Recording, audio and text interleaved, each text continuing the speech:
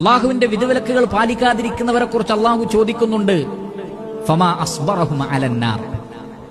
നരകത്തിന്റെ വിഷയത്തിൽ എന്തൊരു ക്ഷമാലുക്കളാണ് അവർ, എന്തൊരു ധൈര്യമാണ് അവർക്ക് നരകത്തിന്റെ കാര്യത്തിൽ എന്ന് പറഞ്ഞാൽ, അവർ ഹറാമ് ചെയ്യുന്നത് കണ്ടാൽ തോന്നും നരകം അവർക്കൊരു വിഷയമേ അല്ല. ആ നിലക്കാണ് അവർ അള്ളാഹുവിനെ ധിക്കരിക്കുന്നത്. അള്ളാഹുവിന്റെ റസൂൽ പറഞ്ഞ, ഒരാളെ സഹായിക്കുക, വാഹനപ്പുറത്തേക്ക് അയാളെ കയറാൻ സമ്മതിക്കുക, വാഹനപ്പുറത്തേക്ക് അതിന്റെ മത്താ എടുത്തു കൊടുക്കുക, ഒരാൾക്ക് വെള്ളം കുടിക്കാൻ കൊടുക്കുക, അങ്ങനെ പല ഉപകാരവും പറഞ്ഞു. അപ്പോൾ എനിക്കതൊന്നും പറ്റിയില്ലെങ്കിലോ ഇങ്ങനെ ചോദിച്ച് അവസാനം നബി സല്ലല്ലാഹു അലൈഹി വസല്ലം പറഞ്ഞു, ഒന്നിനും പറ്റിയിട്ടില്ലെങ്കിൽ ഒരാളെയും ഉപദ്രവിക്കാതെ നടങ്ങിയിരിക്കുക, അതൊരു പുണ്യാണ്.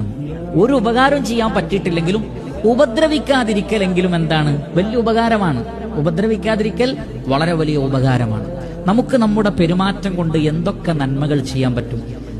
ഒരു നല്ല വാക്ക് ഭാര്യയോട് പറയാൻ, നമ്മുടെ ഇണകളോട് പറയാൻ, നമ്മുടെ ഭർത്താവിനോട് പറയാൻ എന്ത് തടസ്സമാണ് നമുക്കുള്ളത്?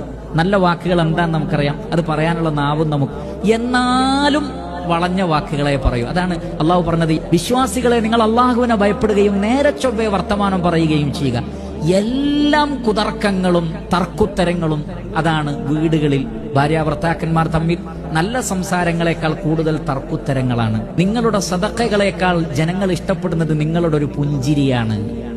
മനുഷ്യരോടൊന്ന് ചിരിക്കുക എന്നതാണ് ഏറ്റവും പ്രധാനപ്പെട്ട കാര്യം. ഒരുപാട് പിഴച്ച കക്ഷികൾ മതത്തിൽ നിന്ന് ഭിന്നിച്ചു പോയത് അവർക്ക് പലതും വിശ്വസിക്കാൻ അവർ തയ്യാറാവുന്നില്ല. ബുദ്ധിക്കെതിരാണ്, സയൻസിനെതിരാണ്, 21-ാം നൂറ്റാണ്ടിൽ പറയേണ്ടതാണോ എന്ന